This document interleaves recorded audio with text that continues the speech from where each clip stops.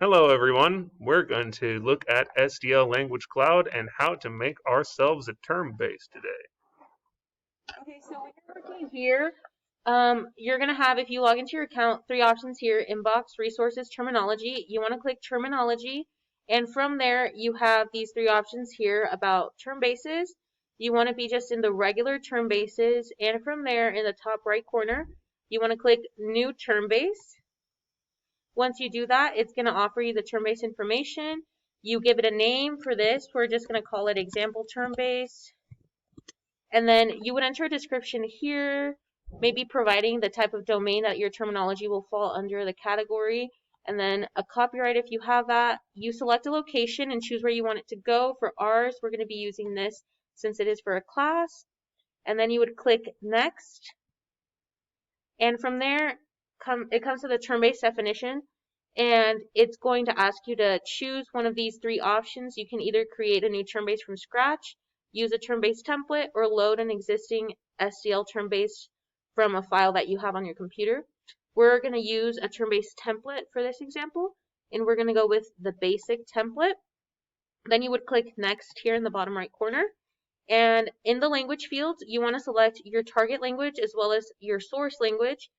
So we are doing Spanish for the example, so we'll choose Spanish here. And because we did Mexican Spanish, we'll choose Spanish from Mexico. As you can see, you have all these different options. And then we are going to choose English because that is our target language. And let's see, we'll just go with this English option here. And then you would hit next. And then here it just gives you some options for fields and structure where you can add fields from entry level all the way to term level and create that. And then we're going to click create in the bottom right corner to finally create the term base. It is. Look at that, isn't it pretty? So now that we have our term base, we're going to go ahead and add some terms to it, because what good is a term base without any terms? And it's just the baseless. So as you can see, there's no terms. That makes sense. We just barely started it. So we're going to add another entry. So just a simple term like hoy, like today, for example. We'll go ahead and click that in here. And it's going to go ahead and make the entry. And sometimes it does this thing where it sort of just keeps this by itself, but no need to fear. Just go to add language, hit your English there, and we can go ahead and add today.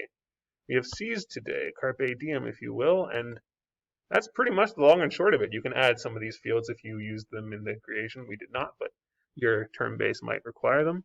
And it automatically saves that as you're done, so this is pretty much all you need to know about the basics of starting a term base in SDL Language Cloud.